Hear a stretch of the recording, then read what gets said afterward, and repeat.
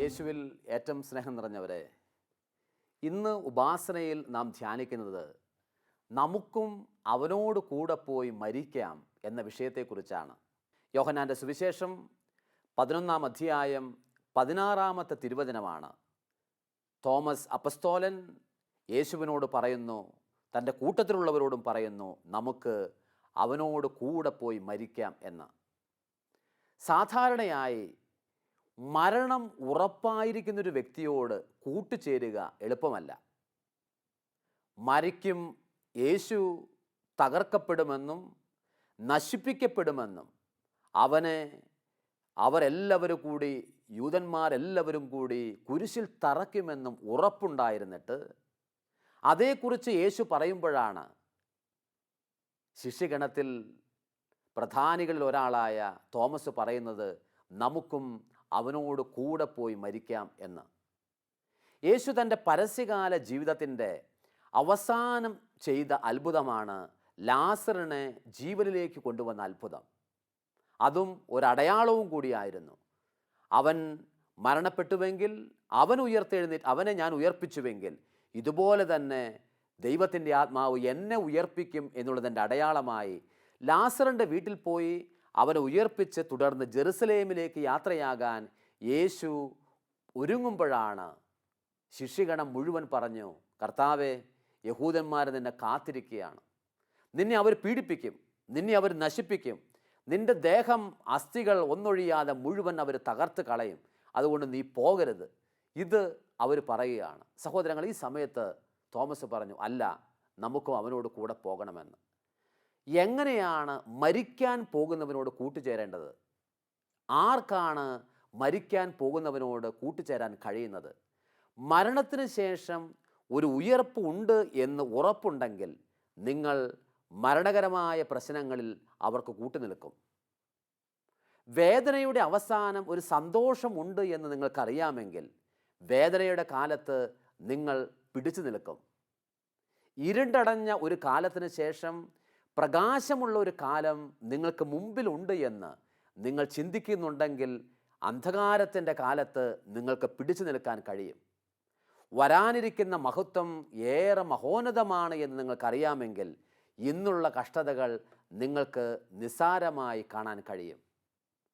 സഹോദരങ്ങളെ, ഉന്നതമായത് കാണുന്നവർക്ക് സത്യത്തിൽ മരണകരമായ പ്രതിസന്ധികളെ പിടിച്ചു നിന്നുകൊണ്ട് മുന്നേറുവാനായിട്ട് കഴിയുകയുള്ളൂ.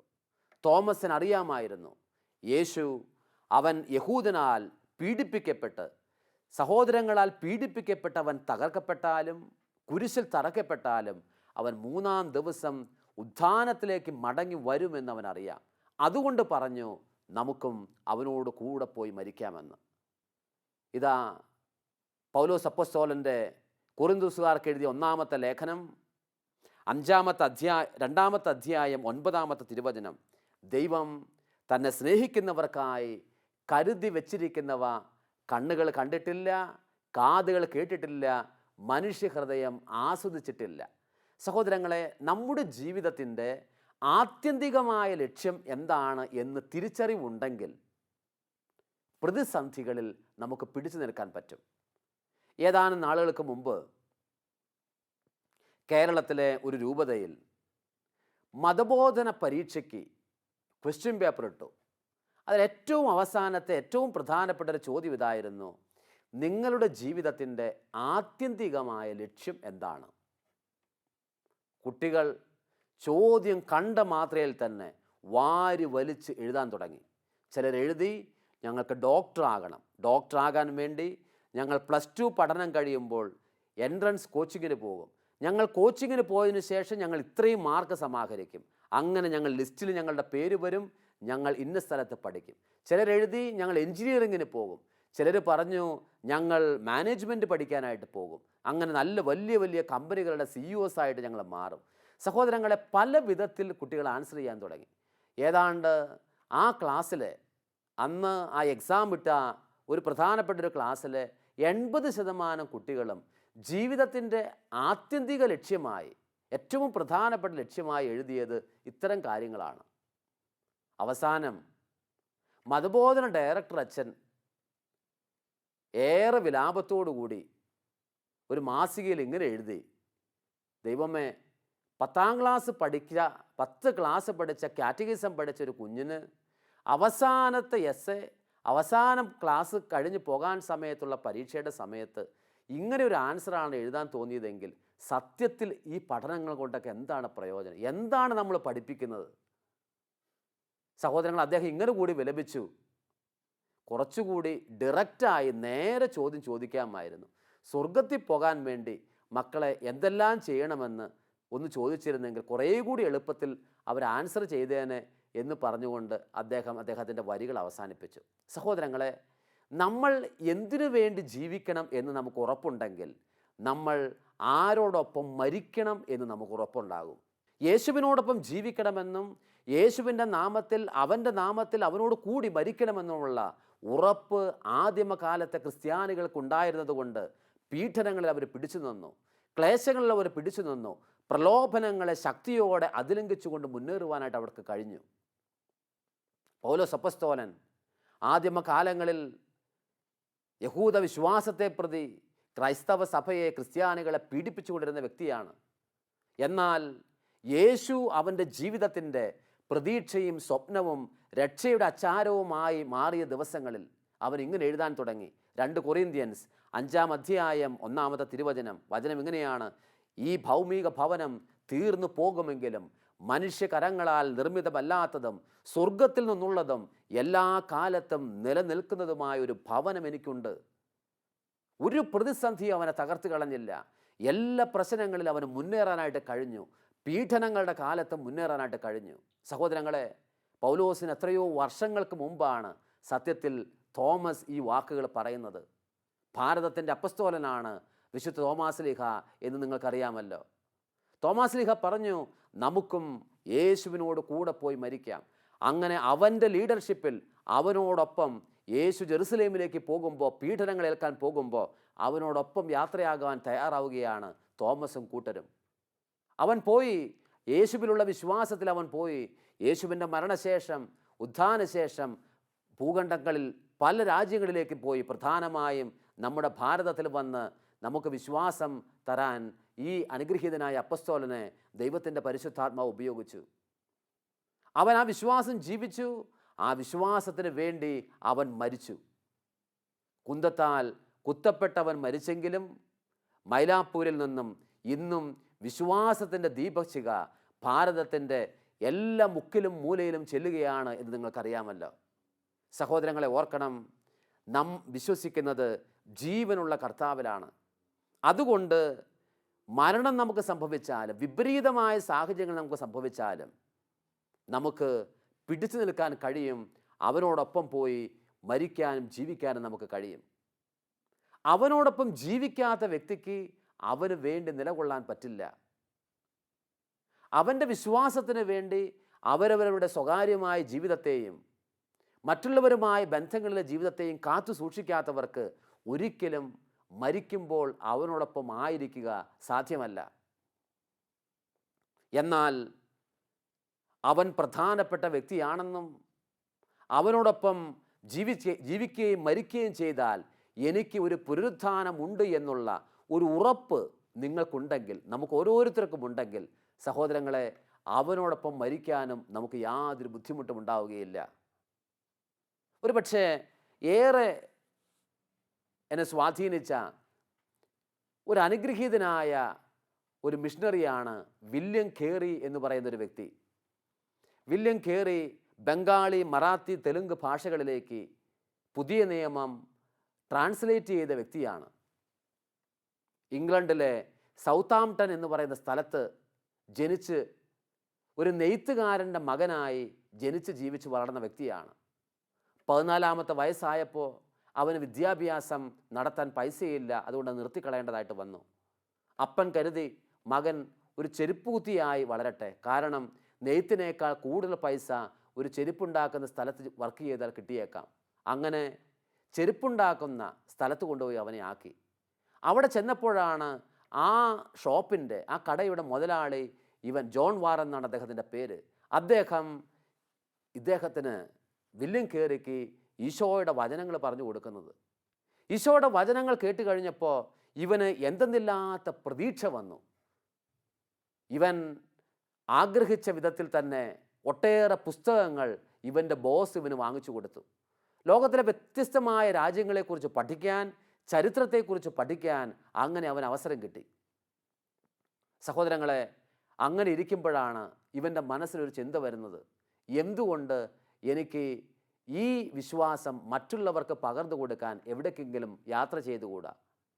ഒരു ദിവസം അവനിങ്ങനെ ആലോചിച്ചുകൊണ്ടിരിക്കുമ്പോൾ ഒരു ഞായറാഴ്ചയാണ്. അവൻ പോയ ദേവാലയത്തിൽ ആഘോഷമായൊരു പ്രഭാഷണം നടക്കുന്നു. പ്രഭാഷണം ഹെബ്രായർക്ക് എഴുതിയ ലേഖനം 13:13 ഉദ്ധരിച്ചുകൊണ്ടാണ്. അവമാനം സഹിച്ചുകൊണ്ടും നമുക്ക് അവന് വേണ്ടി പോകാം. ഈ വചനം വ്യാഖ്യാനിക്കുന്ന വ്യാഖ്യാതാവ് വളരെ കാര്യമായിട്ട് പ്രസംഗിക്കാൻ തുടങ്ങി. ക്രിസ്തുവിനെ പ്രതി അവമാനങ്ങൾ സഹിക്കുന്നതും പീഡകളും നിന്ദനങ്ങളും സഹിക്കുന്നതും നഷ്ടമല്ല, ലാഭമാണ് എന്ന്. ഈ വാക്കുകൾ കേട്ട് കഴിഞ്ഞപ്പോൾ അവൻ കരുതി, അവമാനം സഹിച്ചും നിന്ദനങ്ങൾ സഹിച്ചും ജാതീയ രാജ്യങ്ങളിൽ പോയി സുവിശേഷം കൊടുക്കണമെന്ന്.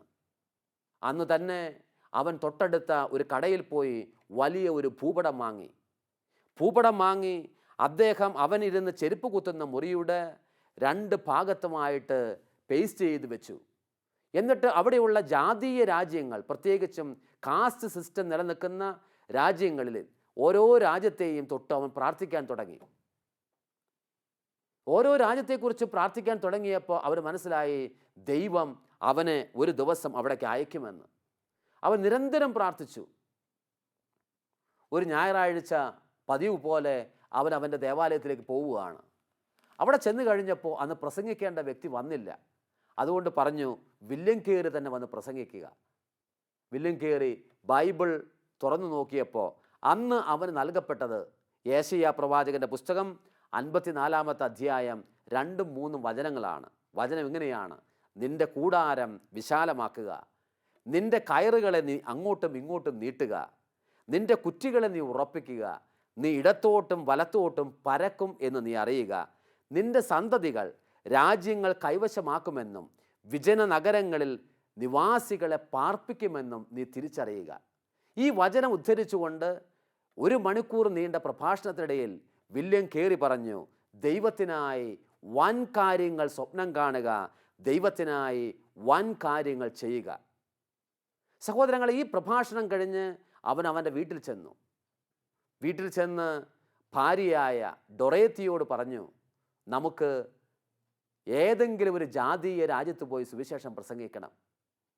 ഇത് പറഞ്ഞപ്പോൾ ഡൊറേത്തി പറഞ്ഞു, ഇവിടെ നമ്മുടെ ദേവാലയവുമായി ശുശ്രൂഷയുമായിട്ട് മാത്രം മുന്നോട്ട് പോയാൽ മതി എന്ന്. കാരണം അതിനുള്ള ശേഷിയെ നമുക്കുള്ളൂ. നമ്മുടെ ഏകപ്പെട്ടൊരു മകനുണ്ടല്ലോ, അവന് നല്ല വിദ്യാഭ്യാസമൊക്കെ കൊടുത്ത് സന്തോഷകരമായി ഇവിടെ ജീവിക്കാം, ഇവിടെ ഒരു മിഷണറിയായി ജീവിക്കാം എന്ന് പറഞ്ഞു. അങ്ങനെ ഇരിക്കെ ഒരു ദിവസം അവൻ്റെ ചെരുപ്പ് കുത്തിയായി അവൻ വർക്ക് ചെയ്യുന്ന സമയത്ത് ബംഗാളിൽ വർക്ക് ചെയ്യുന്ന ഒരു ഡോക്ടറുമായി ഇവന് ബന്ധം വന്നു. അവരിൽ നിന്നാണ് ബംഗാളിലുള്ള ജാതീയ വ്യവസ്ഥയെക്കുറിച്ച്, വർഷങ്ങൾക്ക് മുമ്പുള്ള ജാതീയ വ്യവസ്ഥയെക്കുറിച്ച് വില്യം കേറി അറിയുന്നത്. പിന്നീട് അവൻ്റെ പ്രാർത്ഥന മുഴുവൻ ബംഗാളിന് വേണ്ടിയിട്ടായിരുന്നു. സഹോദരങ്ങളെ, നാളുകൾ കഴിഞ്ഞ് അവന് 32 വയസ്സ് പ്രായം. 32 വയസ്സ് പ്രായമുള്ളപ്പോൾ അവൻ ഭാര്യയോട് പറഞ്ഞു, ഡൊറേത്തി, നമുക്ക് ഇന്ത്യയിലെ ബംഗാൾ എന്ന് പറയുന്ന സ്ഥലത്ത് പോകണം, അവിടെ പോയി ഈശോയുടെ സുവിശേഷം കൊടുക്കണം. അവൾ പറഞ്ഞു, ഒരു വിധത്തിൽ നമുക്ക് ഇവിടുന്ന് പോകാൻ പറ്റില്ല.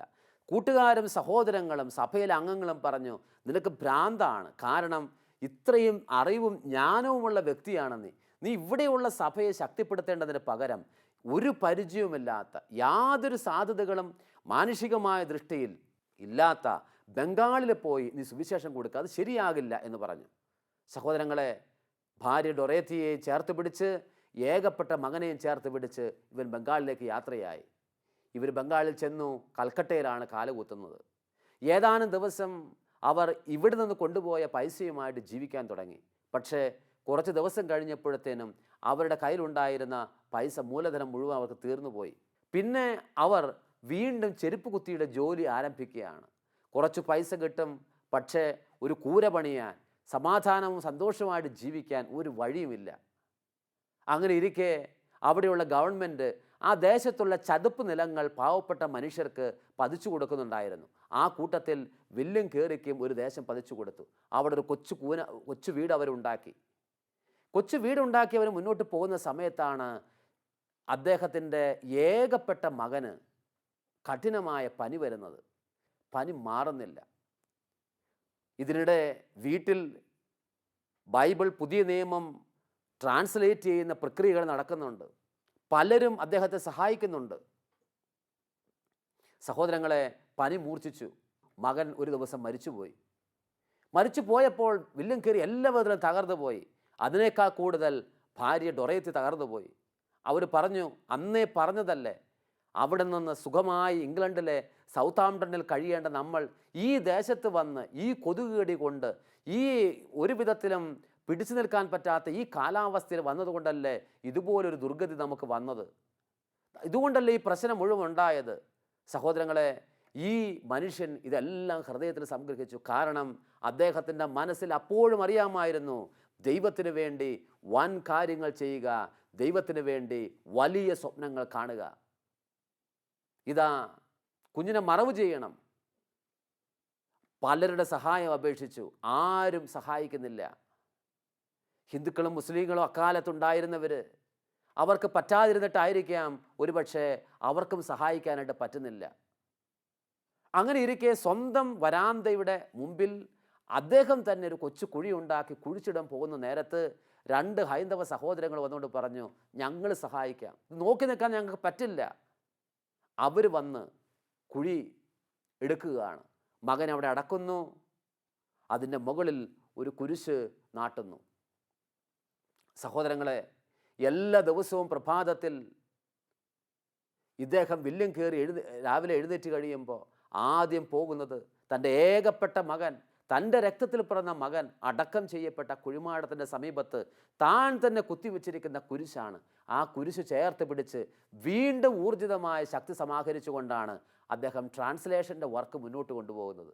അങ്ങനെ ഇരിക്കെ മകൻ മരിച്ചതുകൊണ്ട് ഭാര്യ ഡൊറേത്തി മാനസികമായ നില തെറ്റുന്നു. ചങ്ങലയിൽ ബന്ധിച്ചാണ് വീട്ടിൽ ഇട്ടിരിക്കുന്നത്. അവൾ 2 പ്രാവശ്യത്തോളം ഇദ്ദേഹത്തെ കൊല്ലാൻ പോലുമുള്ള ശ്രമം നടത്തി. മാനസിക നില തെറ്റിയതുകൊണ്ട് അങ്ങനെ ചെയ്യാൻ ശ്രമിച്ചതാണ്. വീണ്ടും അവരെ ചങ്ങലയിൽ ബന്ധിച്ച് ഇട്ടുകൊണ്ടാണ് ഏതാനും ഹൈന്ദവ സഹോദരങ്ങളോട് ചേർന്ന്, ഏതാനും സുഹൃത്തുക്കളോട് ചേർന്ന് ട്രാൻസ്ലേഷൻ്റെ വർക്കുമായി വില്യം കേറി മുന്നോട്ട് പോകുന്നത്. ഇതാ ഒരു ദിവസം നോക്കിയപ്പോൾ ഭാര്യ മരിച്ചു. ഇദ്ദേഹത്തിൻ്റെ മകനും പോയി, ഭാര്യയും മരിച്ചു. എല്ലാ പ്രതീക്ഷയും തകരാൻ പോകുന്നു. ഈ വില്യം കേറി അന്നും മകൻ്റെ കുഴിമാടത്തിൽ കുത്തിവെച്ചിരിക്കുന്ന കുരിശു രൂപത്തെ ചേർത്ത് പിടിച്ചുകൊണ്ട് പറഞ്ഞു, ദൈവത്തിന് വേണ്ടി വലിയ കാര്യങ്ങൾ സ്വപ്നം കാണുക, വലിയ കാര്യങ്ങൾ ചെയ്യുക. അതുകൊണ്ട് അവൻ തളർന്നില്ല. കാരണം കിട്ടാൻ പോകുന്ന പ്രതിഫലത്തിലാണ് അവൻ കണ്ണുവെച്ചത്, സ്വർഗത്തിലാണ് അവൻ കണ്ണുവെച്ചത്, ഉന്നതമായ കാര്യത്തിലാണ് അവൻ കണ്ണുവെച്ചത്. ഈ മരണത്തിന് ശേഷം ഒരു ഉയർപ്പുണ്ട് എന്ന് അവൻ അറിയാമായിരുന്നു. മാതാപിതാക്കളെ, സഹോദരങ്ങളെ, വില്യം കേറി ഈ ട്രാൻസ്ലേഷൻ്റെ വർക്ക് മുന്നോട്ട് കൊണ്ടുപോവുകയാണ്. ഒരു ദിവസം നോക്കിയപ്പോൾ കടയിൽ പോയി തിരിച്ചു വരുമ്പോൾ കാണുന്നത് അവൻ്റെ വീട് മുഴുവൻ, ട്രാൻസ്ലേഷൻ്റെ വർക്കുകൾ നടത്തുന്ന മുറികൾ മുഴുവൻ തീ പിടിച്ച് കത്തിച്ചാമ്പലായി. അത്രയും കാലം 3-4 വർഷം അവൻ നേടിയെടുത്ത, അവൻ ചെയ്ത മുഴുവൻ വർക്കുകൾ നശിച്ചുപോയി. പക്ഷേ വില്യം കേറി തകർന്നില്ല. കൂട്ടുകാരോടും സുഹൃത്തുക്കളോടും ട്രാൻസ്ലേഷന് വേണ്ടി കൂട്ടുനിന്നവരോടും പറഞ്ഞു, നമ്മൾ തകരാൻ പാടില്ല, നമ്മൾ വീണ്ടും ആരംഭിക്കണം. അന്ന് ബംഗാളിൽ ഇറങ്ങിയ പത്രത്തിൽ പത്രപ്രവർത്തകർ ഇങ്ങനെ എഴുതി, സെറാംപൂരിൽ തീ വന്നു കഴിഞ്ഞപ്പോൾ, തീ പിടിച്ചു കഴിഞ്ഞപ്പോൾ എല്ലാം തീർന്നു എന്നാണ് നമ്മൾ കരുതിയത്. എന്നാൽ ഒരു ഫീനിക്സ് പക്ഷിയെപ്പോലെ അതിലെ ചാരത്തിൽ നിന്നും വില്യം കേറിയും കൂട്ടരും ഉയർത്തെഴുന്നേൽക്കുകയാണ് അവരുടെ വചന ശുശ്രൂഷയുമായി ബന്ധപ്പെട്ട് എന്ന്. സഹോദരങ്ങളെ, കാലങ്ങൾ കഴിഞ്ഞു. സെറാംപൂർ യൂണിവേഴ്സിറ്റിക്ക് പോലും അടിത്തറ ഇടാൻ തക്ക വിധത്തിൽ വില്യം കേറി എന്ന് പറയുന്ന മനുഷ്യനെ ദൈവത്തിൻ്റെ പരിശുദ്ധാത്മാവ് ഉപയോഗിച്ചു. മാതാപിതാക്കളെ, സഹോദരങ്ങളെ, എല്ലാ സുഖ സൗകര്യങ്ങളും ഉണ്ടായിരുന്ന ഒരു ദേശത്ത് നിന്ന് ഒട്ടേറെ നഷ്ടങ്ങൾക്ക് സാധ്യതയുണ്ടാകുമെന്ന് ഉറപ്പുണ്ടായിരുന്നിട്ടും, എന്തിന്, മരണകരമായ പലതും സംഭവിച്ചേക്കാം എന്നുള്ള ഉറപ്പ് പോലും ഉണ്ടായിരുന്നിട്ട് എന്തുകൊണ്ട് വില്യം കേറി ഇന്ത്യയെ ലക്ഷ്യമാക്കിക്കൊണ്ട് യാത്രയായി? സ്വന്തം മകനും സ്വന്തം ഭാര്യയും നഷ്ടമായിട്ടും സ്വന്തം ദേശത്തേക്ക് മടങ്ങി വന്ന് സ്വസ്ഥമായി ഇരിക്കാൻ ആഗ്രഹിക്കാതെ യേശുവിൻ്റെ വചനം തദ്ദേശീയർക്ക് കിട്ടണം, അവർക്ക് മനസ്സിലാകുന്ന ഭാഷയിൽ കിട്ടണമെന്ന് ഉറപ്പ് വരുത്തിക്കൊണ്ട് ഇവൻ ഈ ജോലിയുമായി മുന്നോട്ട് പോകാനുള്ള കാരണം എന്താണ്? അവനറിയാം, മരണത്തെ തോൽപ്പിച്ച, മരണത്തിനപ്പുറം ജീവൻ പ്രദാനം ചെയ്യാൻ കഴിവുള്ള യേശു കർത്താവ് അവൻ്റെ കൂട്ടത്തിലുണ്ട് എന്ന്. മാതാപിതാക്കളെ, സഹോദരങ്ങളെ, മരണത്തിൻ്റെ അങ്ങേ അറ്റത്ത് ഒരു ഉയർപ്പ് കാത്തിരിക്കുന്നുണ്ട്. എല്ലാ വേദനയുടെ അവസാനവും ഒരാനന്ദം കാത്തിരിക്കുന്നുണ്ട്. ഒരന്ധകാരത്തിന് ശേഷം ഒരു പ്രകാശം നമുക്കായിട്ട് കാത്തിരിക്കുന്നുണ്ട്. കടുത്ത സങ്കടങ്ങൾക്ക് ശേഷം ഒരു ആനന്ദകരമായ ഒരു ദിനം കാത്തിരിക്കുന്നുണ്ട്. ഈ ചിന്ത നമ്മുടെ ഉള്ളിലുണ്ടെങ്കിലേ ആദിമ ക്രൈസ്തവരെ പോലെ സഹനങ്ങളും പീഡകളും സഹിച്ച് സുവിശേഷത്തിന് വേണ്ടിയും യേശുവിന് വേണ്ടിയും നമുക്ക് നിലകൊള്ളാൻ കഴിയൂ. തോമസിന് സുഖകരമായി ജെറുസലേമിൽ കഴിയാമായിരുന്നു. തോമസ് ഇന്ത്യയിലേക്ക് അയക്കപ്പെട്ടുവെങ്കിൽ ആദിമ നൂറ്റാണ്ടിൽ തന്നെ വിശ്വാസം കൈമാറ്റം ചെയ്തു തരാൻ ദൈവം അവനെ ഉപയോഗിച്ചുവെങ്കിൽ, യേശുവിനോട് കൂടെ പോയി മരിക്കാമെന്ന് തീരുമാനിച്ചുകൊണ്ട് തൻ്റെ സ്വസ്ഥതയും സുഖവും മാറ്റിവെച്ച് അവൻ സുവിശേഷ വയലായി ഇന്ത്യയെ തിരഞ്ഞെടുത്തുവെങ്കിൽ, മാതാപിതാക്കളെ, സഹോദരങ്ങളെ, എനിക്കും നിങ്ങൾക്കും യേശുവിൻ്റെ മിഷണറി ആകാനുള്ള ചുമതലയുണ്ട്. ഒരുപക്ഷെ അത് നമ്മുടെ പ്രാർത്ഥനയിലൂടെ ആയിരിക്കാം.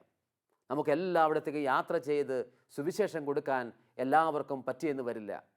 നമ്മുടെ പ്രാർത്ഥനകൾ ലോകത്തിൽ മുഴുവൻ വർക്ക് ചെയ്യുന്ന, ശുശ്രൂഷ ചെയ്യുന്ന മിഷണറിമാർക്ക് വേണ്ടി നമുക്ക് സമർപ്പിക്കാൻ പറ്റും. ചിലർക്കാണെങ്കിൽ നിങ്ങൾ കിടപ്പ് രോഗികളായിരിക്കാം. കിടപ്പ് മുറിയിൽ കട്ടിലിൽ കിടന്നുകൊണ്ട് തന്നെ നിങ്ങളുടെ വേദനകൾ നിങ്ങൾക്ക് ലോകം മുഴുവനിലുമുള്ള മിഷണറിമാർക്ക് വേണ്ടി സമർപ്പിക്കാൻ കഴിയും. ഒരുപക്ഷെ വൈദ്യശാസ്ത്രം ഉപേക്ഷിച്ച് കളഞ്ഞ ഒരു രോഗിയായിരിക്കാം നീ. ഇനി ഒരു രക്ഷയുമില്ലായിരിക്കാം.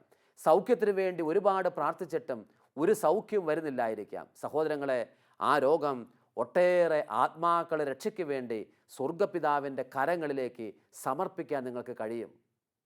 ലോകം മുഴുവനിലുമുള്ള 4 ലക്ഷത്തിലധികം വൈദികർക്ക് വേണ്ടി നിങ്ങൾക്ക് നിങ്ങളുടെ വേദനകളെ സമ്മാനമായി അർപ്പിക്കാൻ കഴിയും. ശുദ്ധീകരണ സ്ഥലത്തിലുള്ള ആത്മാക്കൾക്ക് വേണ്ടി നിങ്ങളുടെ ദുഃഖങ്ങൾ നിങ്ങൾക്ക് സമർപ്പിക്കാനായിട്ട് കഴിയും. അങ്ങനെ ഞാനും നിങ്ങളും അന്ന് പറഞ്ഞ വിശുദ്ധ തോമസ് അപ്പസ്തോലൻ പറഞ്ഞതുപോലെ നമുക്കും അവനോട് കൂടെ പോയി മരിക്കാൻ തക്ക വിധത്തിൽ മുന്നേറാനുള്ള ശക്തിക്കും പ്രാപ്തിക്കും വേണ്ടി ഏറെ സ്നേഹത്തോടെ നമുക്ക് പ്രാർത്ഥിക്കാം. ദൈവം എല്ലാവരെയും അനുഗ്രഹിക്കട്ടെ.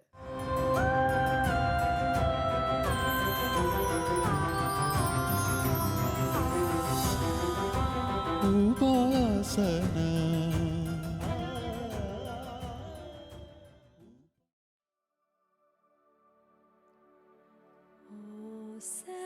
Sacrament most holy, O sacrament divine, all praise and all thanksgiving be every moment thine. O sacrament most holy, O sacrament divine, all praise and all thanksgiving be every moment thine. O sacrament most holy, O sacrament divine, all praise and all thanksgiving be every moment thine.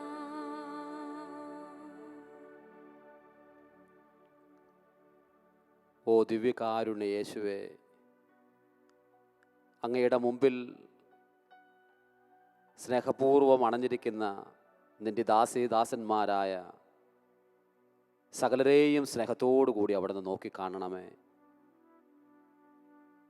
നീ പറഞ്ഞ വാക്കുകൾ ഞങ്ങൾ ഓർക്കുന്നു. ഓ അധ്വാനിക്കുന്നവരെ, ഭാരം വഹിക്കുന്നവരെ, നിങ്ങൾ എൻ്റെ അടുക്കൽ വരിക, ഞാൻ നിങ്ങളെ ആശ്വസിപ്പിക്കാം. ഞാൻ ശാന്തശീലനും വിനീത ഹൃദയനുമാകയാൽ എൻ്റെ നുകം വഹിക്കാൻ എളുപ്പവും എൻ്റെ ചുമട് ഭാരം കുറഞ്ഞതുമാണ്. കർത്താവേ, ഒരുപാട് സങ്കടങ്ങളിലും വേദനകളിലും കഴിയുന്ന സഹോദരങ്ങളുണ്ട്. ദൈവ ശുശ്രൂഷകളിൽ തളർന്നു പോയവരുണ്ട്.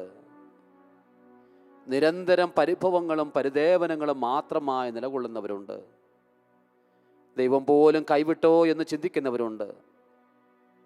ശുശ്രൂഷാ ജീവിതത്തിൽ ഒരു വളർച്ചയുമില്ലാത്തതുകൊണ്ട് മനസ്സും മടുത്തു പോയവരുണ്ട്. ജീവിതം കൈമോശം വന്നോ എന്ന് ചിന്തിക്കുന്നവരുണ്ട്. തെറ്റായ തീരുമാനങ്ങൾ എടുത്തുപോയോ എന്ന് ആലോചിക്കുന്നവരുണ്ട്. ഓ കർത്താവേ, നീ എല്ലാത്തിനും മതിയായവനാണല്ലോ. ഞങ്ങളുടെ പരിഭവങ്ങളെ നീ പ്രാർത്ഥനയാക്കി മാറ്റണമേ. ഞങ്ങളുടെ സങ്കടങ്ങളെ നീ സന്തോഷങ്ങളാക്കി മാറ്റണമേ. ഞങ്ങളുടെ വേദനകളെ നീ അനുഗ്രഹത്തിൻ്റെ ചാലുകളാക്കി മാറ്റണമേ.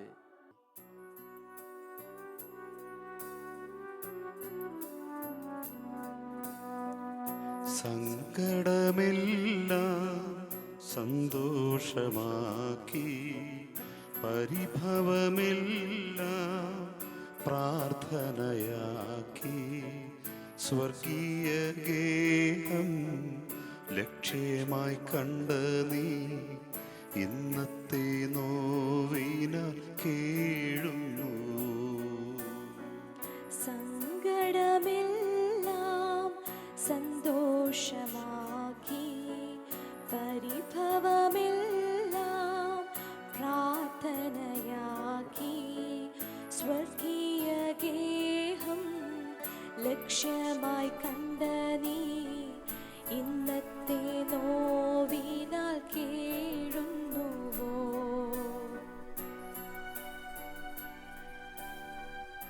ദിവ്യകാരുണ്യ യേശുവേ, നൂറ്റാണ്ടുകൾക്ക് മുമ്പ് ഇസ്രയേൽ ജനം അനുഗ്രഹീതമായ കനാൻ ദേശം ലക്ഷ്യം വെച്ചുകൊണ്ട് മുന്നോട്ട് പോയപ്പോൾ ഒട്ടേറെ പ്രതിബന്ധങ്ങൾ അവർക്കുണ്ടായി. വലിയ നേതാവായ മോസസും അഹറോനും തീരെ കഴിവില്ലാത്തവരെ പോലെ അവർക്ക് തോന്നി. എന്നാൽ അവർ സ്വർഗത്തിലെ പിതാവിൻ്റെ മുമ്പിൽ കരങ്ങൾ ഉയർത്തിയപ്പോൾ ചെങ്കടൽ വിഭജിക്കപ്പെട്ടു. അവർക്ക് മുമ്പിലുണ്ടായിരുന്ന ജോർദാൻ താഴ്വര വിഭജിക്കപ്പെട്ടു. ഏറെ മനോഹരമായി അവർക്ക് ദേശത്ത് ചെന്നുവിടാൻ കഴിഞ്ഞു. ഓ ദിവ്യകാരുണ്യ യേശുവേ, ഞങ്ങളുടെ മുമ്പിലുള്ള ചെങ്കടലുകൾ രണ്ടായി പിളർക്കുവാനുള്ള അവസരം നീ കൊടുക്കണമേ. ഞങ്ങളുടെ മുമ്പിലുള്ള യോർദാൻ താഴ്വര ഏറ്റവും മനോഹരമായും വിശ്വാസത്തിലും ഞങ്ങൾക്ക് മറികടക്കാൻ കഴിയുമെന്ന ബോധ്യം നീ തരേണ്ടതിനായി ഞങ്ങൾ പ്രാർത്ഥിക്കുന്നു. ഈശോയെ, ഈ ശുശ്രൂഷയിൽ പങ്കുപറ്റുന്ന എല്ലാവരെയും സമർപ്പിച്ചുകൊണ്ട് ഞങ്ങൾ പ്രാർത്ഥിക്കുന്നു. പ്രത്യാശയില്ലാത്തവർക്ക് പ്രത്യാശ കൊടുക്കണമേ. കരയുന്നവരുടെ കണ്ണുനീരൊപ്പണമേ. തകർന്നു പോയവരെ ബലപ്പെടുത്തണമേ. മിഷണറി ജീവിതത്തിൽ എല്ലാവരെയും ശോഭിക്കാനുള്ള കൃപ നീ കൊടുക്കണമേ. ഞങ്ങളെല്ലാവരും പ്രേക്ഷിതരാണെന്നുള്ള ചിന്ത എല്ലാവർക്കും കൊടുക്കണമേ.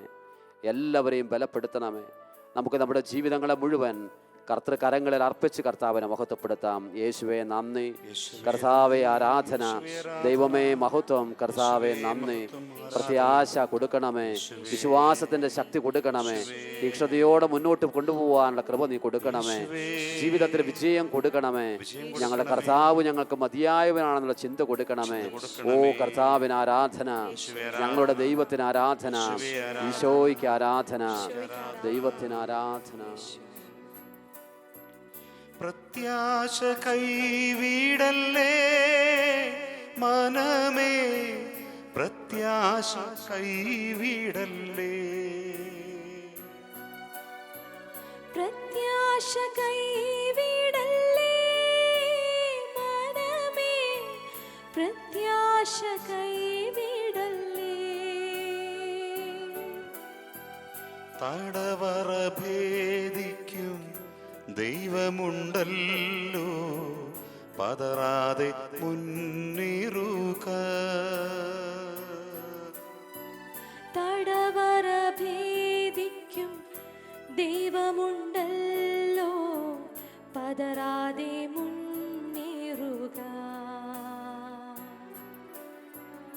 സങ്കടമെല്ലാം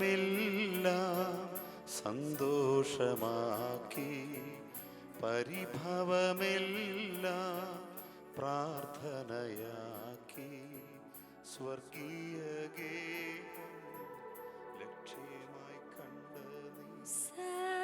Sacrament most holy,